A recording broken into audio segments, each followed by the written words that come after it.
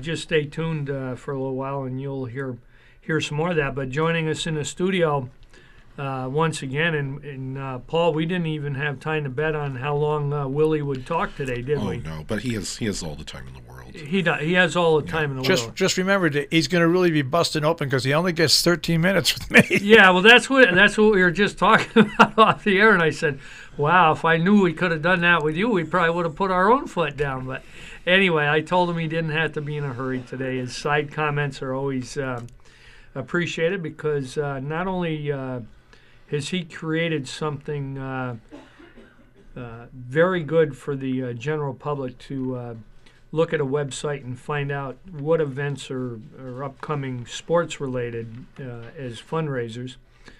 But he looks like Larry Conklin, doesn't he, Paul? He's got 5 pages of stuff to tell us about. Oh no, I was going to say he has more hair. Yeah, well, see, you're always on the A game. You look outside the box. That's right. You look outside the box. Well, anyway, Willie, welcome Good morning, back. Dave. By the way, I only look like I have more hair because I'm the only one here not wearing a hat. Is that what it is? That's it. Okay. Dave, it's so good to see you, and Paul, you too. It's Yes, been a while, and it has been. I miss you guys. Well, tell us what's going on. Do you want to start with SWASA? You want to do their report first, or you want to tell us what's going on this week? There's so much to talk about that's upcoming. I will mention SWASA. We had our golf tournament yesterday over at Undermountain. It's a quirky tournament by most golf tournament standards. We have a pig roast with it, for one thing. It's an 18-hole tournament on a 9-hole course, so and the weather was perfect, and we get characters there, and it was just a fun time. The twosome of Jeff Harvey Sr. and Jr. won with 11 under, which is just an unprecedented. I happened to be playing with him and watched him. It was golf at its best on almost any level. But anyway, that's a fundraiser for SWASA, and of course, SWASA uses its funds for children's skiing programs and also maintenance at the hill. We're looking to improve. We're always improving the facilities over there, and at the moment we're looking to turn our smallest 20-meter junior training hill into a year-round facility so our kids can jump year-round and better compete against the likes of Lake Placid and other places where kids can jump year-round. But we're always doing something. We're always doing things for the kids, and we're always looking to upgrade our facilities. And it takes a lot of money, and one of the ways we do that is with the golf tournament. Now, you guys did something different this year, though. It was only just an 18-hole tournament. It didn't start till 1. There was no early flight and late flight, right? Well, yes and no. Like, as always, we offered 2 9-hole tournaments that would run concurrently with the 18. But nobody signed up for the 9 this year. Everybody who signed up just played for the 18. Yeah, and it started at 11. And like I said, the weather was great, and everybody seemed to have a good time, as they usually do. And it was just one more golf tournament. The VFW in Canaan had their golf tournament yesterday. The sad thing that I've found by wrangling all of these events is that so many of them stack up on top of each other, and people who would normally have perhaps played in both could have had to make a choice. But that's the way it is. That's the way it is in September. September is the busiest month of the year for the events in my world. And how about those folks at the Undermountain Country Club? I'll tell you what, Willie, I helped take care of the golf course on our complex down in Florida. And when you come up and you see this 9-hole course, ours is a 9-hole course, but you see what John MacArthur and his staff have done with that course. Oh, it's incredible. Yeah, I mean, I've been weeding for the last month. I've been weeding sand traps, and it's not easy work, especially in the sun. But I'm not complaining about it because I feel good about it. But I've got to tell you, when you look at those sand traps up there, and you just look at the lushness of the greens and the fairways and stuff, it's incredible. He does a tremendous job. He does, and any time of the year, no matter whether we're in drought conditions or otherwise, the course is always pristine. It's just a jewel of a place. We play there all the time, and you're right, John we don't like to give him credit very often, but he truly does do a great job. Oh, yeah, there. and then there's Trish in the main building that really coordinates all the tournaments Yes. and does all that part of the business. And Yeah. now they've added a liquor license there, so that They you have can a full, have a yep. mixed drink if you Yep. want one. Yep.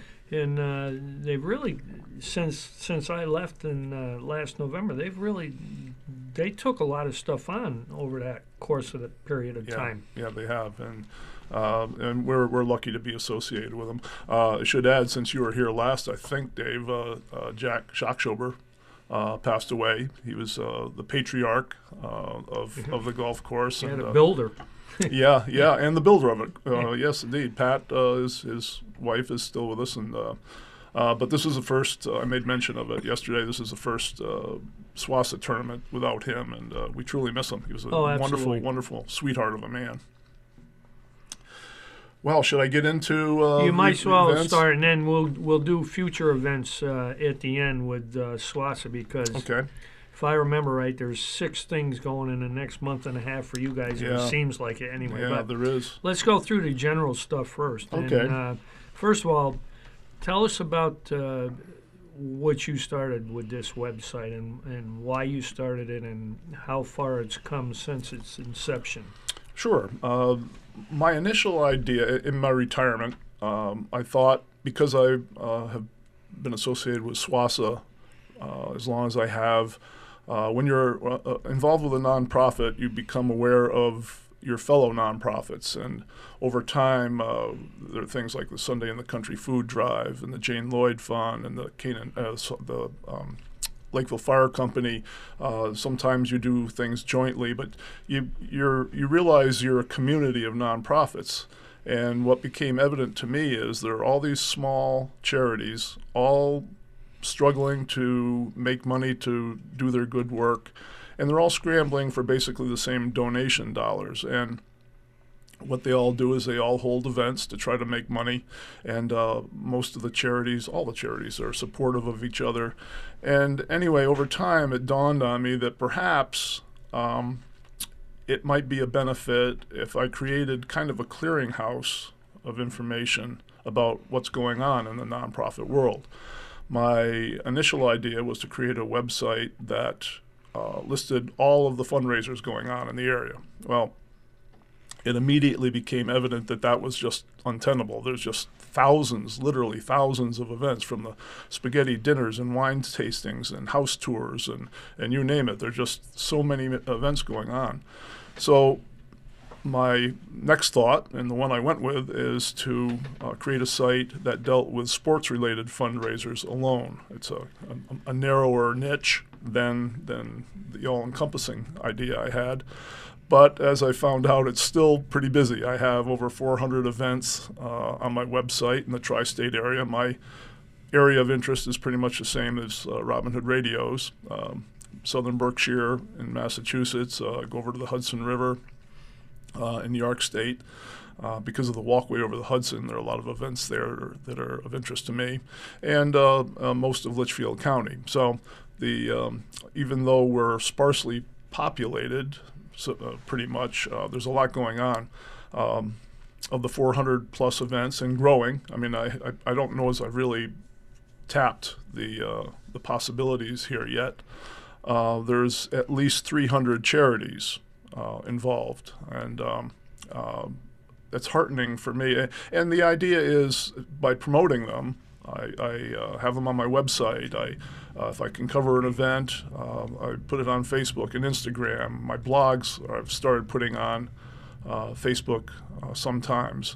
And by promoting upcoming events on Robin Hood Radio, and Marshall puts things from here on the internet, our field of influence is growing a little bit. It's not just, it's a multimedia kind of approach, sort of like Robin Hood Radio. Robin Hood Radio isn't just a radio station anymore. They have a website, they have Facebook, and in its aggregate, I'm hopeful that I can get the word out about these events, and then by extension help the charities that are the recipients of the donations from these events. So that's basically is the idea. It's a pretty modest goal, I think, but it keeps me busy. It keeps me out of bars for the most part. Not completely, but No, not completely. No. Did he say out of bars or behind bars? Well, probably both. Okay. And of course, things ebb and flow with the time of year. When you're in New England, we have 4 seasons, and each bring its own special characteristics. And September happens to be the busiest month, probably for more than sports-related fundraisers, but certainly this world. I think this is the 3rd weekend of September that I'm able to report on the events, and there's easily 40 events per week. Of all kinds, and this week is no different. There's just a slew of things going on. I should probably start getting into it. What do you think? I would think so. Okay. The first thing I'll mention is the Million Mile.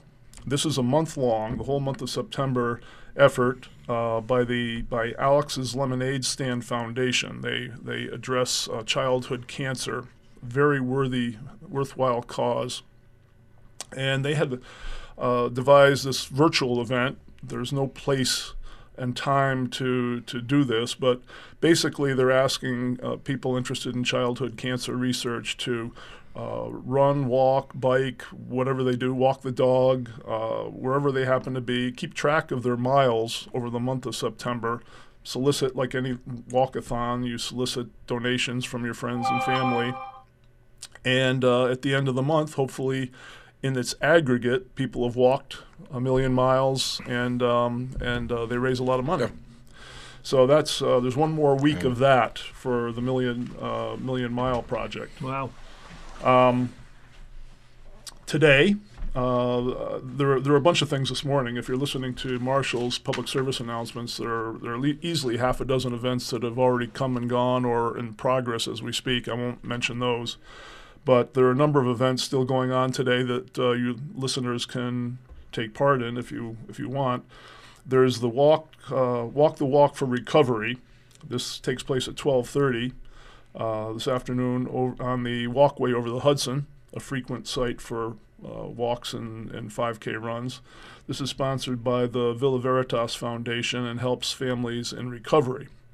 Also today is the Friends of Mo golf tournament. Marshall mentioned that earlier. This is a golf tournament. Mo was a nickname of Maureen Snyder. She was a wonderful lady, I'm told, who passed away from cancer several years ago. And the tournament, which it's one of those golf tournaments that just overflows. They have to cut off participation early because so many people go to it. It's just an emotional favorite for a lot of people because they raise money to help people suffering from cancer. I suspect it's a lot like the Jane Lloyd Fund, but I think they target a handful of people in need and donate to them. They raise a lot of money, and they have tons of business sponsors. And that starts at 11, but chances are it's already closed out. Also today, the Norfolk Land Trust 5K and 10K trail races. This takes place at Barbara Woods in Norfolk. It starts at noon and benefits the Norfolk Land Trust. All the runs will be on their property. It's a trail race. There's a Walk into the Future, which is sponsored by Construct up in Great Barrington. They've changed the name. I can't remember what the name of the event was last year, but they changed the name to Walk into the Future. It's a 3-mile or 1-mile walk. The 3 mile starts at Ski Butternut, the 1 mile at the Great Barrington Courthouse. This starts at 1 and benefits Construct, which works to provide housing for those in need. Also today, the ongoing month-long Housatonic Heritage Walks.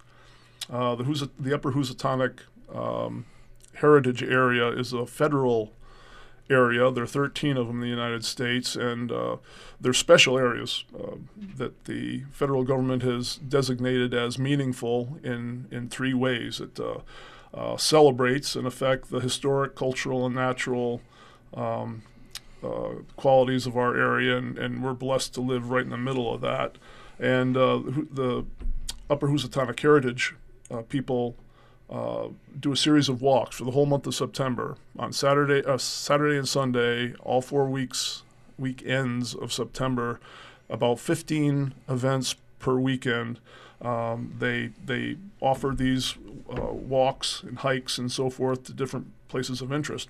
And I think there are 5 of them this afternoon that people can go to. Each one, by the way, is hosted by an expert in the field. Like at 1 o'clock this afternoon, there's a study of the historic churches in Sheffield.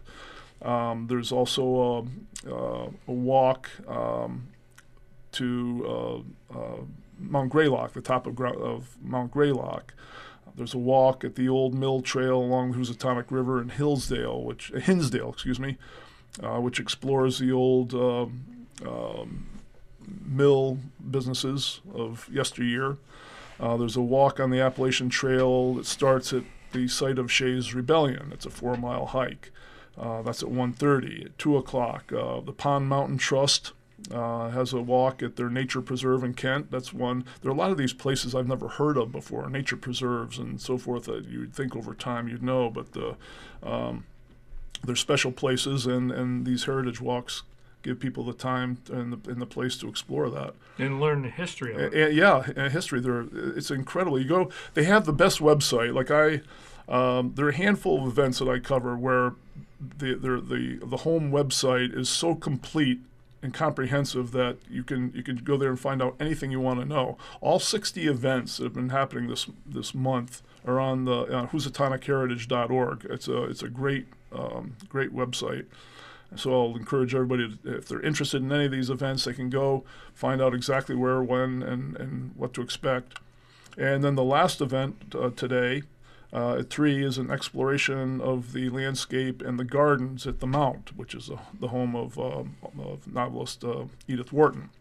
They add that it's not a tour of the house itself, but its grounds. So that's just today. Tomorrow, the High Watch Golf Tournament at the club at River Oaks. It's a exclusive private club, and I've played there once. Very, very nice. Well, I'm sure you have. Well, in the tournament, being a celebrity in the tournament, no, probably a guest. They would have they would have kicked me. A guest. He was a guest. He didn't have to pay. Oh. No, it was at a golf tournament that I paid for. They'd toss me out if I walked onto those grounds by myself. Really? Yeah, sure they would. Well, you look like one of the groundskeepers. You see, you may get shorter time with me, but you don't get harassed. Yeah, right. That's right, Marshall. How quickly I've forgotten. That's right. And anyway, the proceeds from this tournament offers financial assistance to people who are in recovery at High Watch.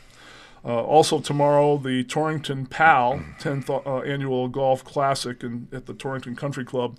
The PAL is the Police Activities League in Torrington. They do great work. It's kind of like a Boys and Girls Club, where they take kids and give them after-school activities, both educational and athletic, and they can really make a difference in youngsters' lives. And that's what the proceeds go to from this golf tournament. How They've been cool doing. is that? Yeah. And then Friday. Speaking of cool, and I got something to say about this one. The United Way of Northwest Connecticut has their Glow Ball tournament at Eastwood's Country Club in Torrington. There you go. And Dave, remember when we had the Glow Ball tournament over at Under that Mountain for was Swassa? fun. That was. The only problem with that was you guys had already golfed, 18 holes. 18 holes, and then you add another 9 in the dark. Yeah. Is that And what so that is? by the time everybody got halfway through the Glow Ball tournament, everybody was finely tuned. We were shot in all. It was a long day on all kinds of levels. But it was fun. It was, yeah. They play in the dark because they have these special balls that glow. The participants wear something on them that glows so they can be seen by other players. And the hole, the pin has a something glowing, so you know where to hit the ball. It's funny that they make note that this is not a riding event. They don't let carts on the golf course at night. Yeah. You can only imagine the chaos. You know what? We had our junior prom or senior prom at the Eastwood Country Club back in 71 or 72. It was one of those 2 years. But anyway, that's a beautiful country club. Yeah. A nice facility. Yeah. It really is. And one of So the that'd things, be a lot of fun, that tournament. yeah, it would be. And they also they had a regular golf tournament earlier in the season, again for the United Way projects with all the good that they do. Friday through Sunday of next week is the Vintage Car Club of America fall finale over at Lime Rock Park. It's pretty much the last of their major events. It's free to people. When is that? Pardon? When is that? It's Friday through Sunday. I see. Yeah, Okay. the 27th through the 29th. And I always put the major Lime Rock events up because not only do they help offer a presence for local nonprofits, but the Michael J. Fox Foundation is their major charity, and they contribute to that organization from the proceeds from their events. And that's a huge event. It is, yeah. I think all of them these days, the four events that they have during the year, they've been huge. I think they've all been successful. I think the weather was in their favor just about every time. And on Saturday of that weekend, the 28th, there's the 13th annual Buddy Walk. This is up in Dalton, and it's co-sponsored by the Berkshire County ARC and the Berkshire County ARC Down Syndrome Family Group. This is a collaboration between these two nonprofits that address the needs of folks with Down syndrome. And this thing is huge. I mean, last year I think they had 1,000 people walk in this thing, and these walks are almost always free to go to, but you're asked, encouraged to raise money ahead of time and bring the proceeds to the event. And it's like I said, it's hugely possible. They'll get 1,000 people at this thing, which is a big deal. That's huge. Yeah. Also, that same day, on the 28th, on Saturday, is the Highland Hustle 5K. This is the third race in a series of 4 that benefits the Northwest Connecticut YMCA, and Center Subaru in Torrington underwrites all 4 of them. I mean, it's a huge financial commitment by that company, and there'll be one more in the fall. But the proceeds from this go to the YMCA specifically to give financial assistance to families that don't have the resources to join the YMCA. So it helps out a lot of people. And then in its aggregate, in all 4 events, a lot of people are participating. So that's a very popular series, and Center Subaru has been doing that for years, so good for them. Here's another free event, the Sharon Hospital Bike Rodeo for kids. This is actually part of Lime Rock Park's fall finale. That's on Saturday of the weekend, and basically they just provide. This is for youngsters. So they bring their bikes and they have games and bike-related activities, and they give them safety tips.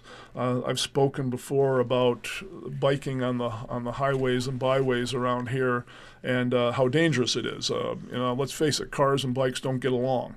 They never have, and there are a lot of reasons why. And one more blog, I've addressed it before, but we'll talk about it one more time in my blog about how to coexist on the highway, cars and bikes. But anyway, that's happening next Saturday, and it's never too early to teach the kids about bike safety on the roads. The next day, on Sunday, the 29th, excuse me, the Gould Farm Running for Recovery.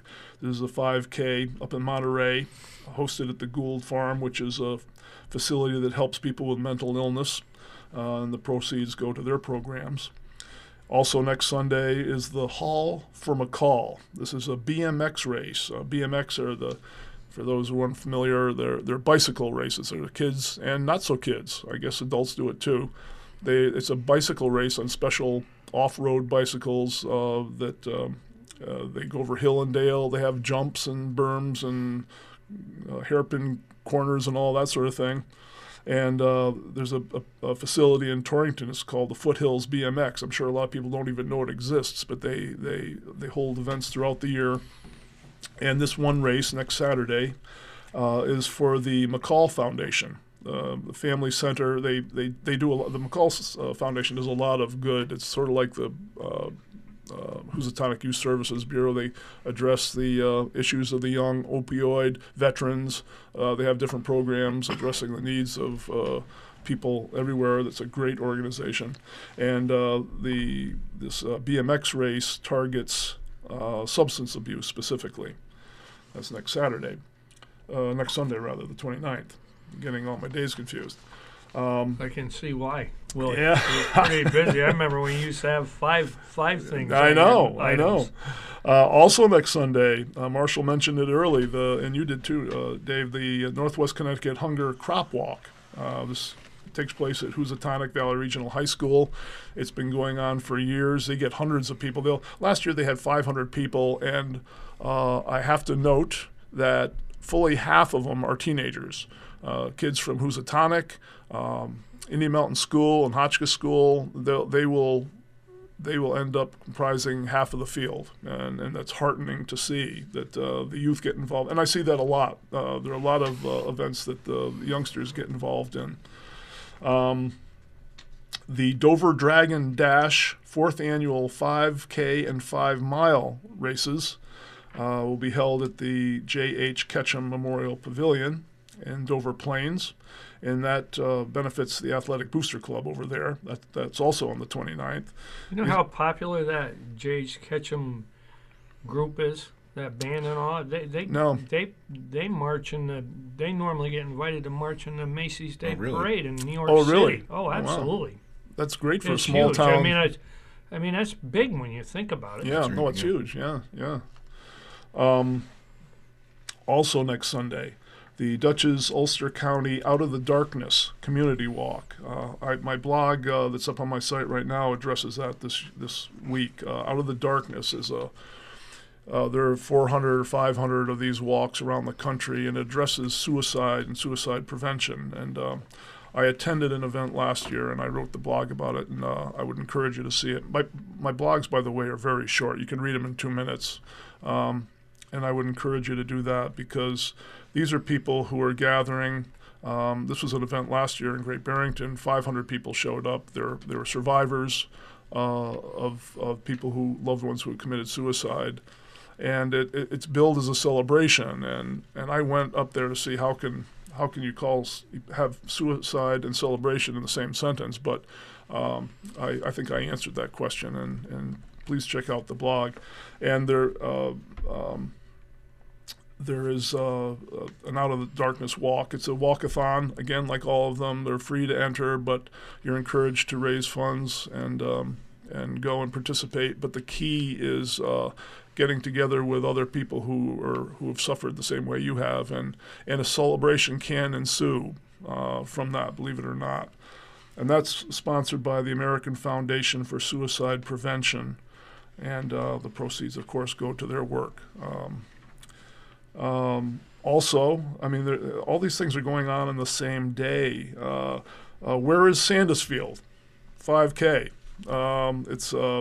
It's a fun 5K run walk up in Sandusfield, Mass, at the Lower Spectacle Pond, which benefits the Sandusfield Library and Community Center. And on top of all of those, it will be the last weekend of the Housatonic Heritage Walk. So there'll be 15 events over the next Saturday and Sunday. So I didn't add them up, but the last 2 weeks, there's probably about 40 events for people to choose from. And then we go into the last week of September, which will be the same. It's insane. Yeah. But So many good things going on. And that's what I was just going to say. Well, you think about the good causes that these things are supporting. It's incredible to think that. What would happen if all these organizations didn't exist? For instance, I mean, how would all these groups be supported, or have the resources to be able to, for folks that are in need of something, whatever these different causes are, to go to this group and say, where can I get help or whatever? You know what I'm saying? Yeah, it's just awareness. It's awareness. It truly is amazing. Yeah, and the thing is, you take a nonprofit comes into existence for a need, of course, whether it's hunger or research into a disease or whatever, promote the arts. There are myriad reasons to have charities. But a nonprofit springs up for a reason. There's a cause that needs addressing. A number of volunteers is one of the key elements that come into the organization to help. And then you have the participants. And each of these elements is key because people gravitate towards an event, whether it's a sporting event like I have or some other event, because they have a connection. They have a cause that's important to them. In my particular case, Alzheimer's has affected my family, so that's an important cause to me. But I have others, SWASA and others. And everybody's the same. They all have causes that are important to them, and they support the charities that address those concerns, and they're volunteers that help wrangle it all. I have no idea how many nonprofits there are in our area. All I know is that I have about 300 on my website and counting, and it'll just grow and grow and grow. But I haven't even scratched that surface yet. There are hundreds, thousands of tiny organizations, large organizations, national ones, all doing good work. And it all works because it's a collaboration among volunteers who run these organizations and participants who support it. So it's all good. And to answer your question, I don't know where we would be. We'd be certainly the poorer for not having them. Absolutely. And speaking of that, Marshall, Robin Hood Radio is a nonprofit. 5031C, and We're a real good nonprofit. and you know what? If we didn't have, and I've talked about this all the years that I was on the radio here, about how important this tiniest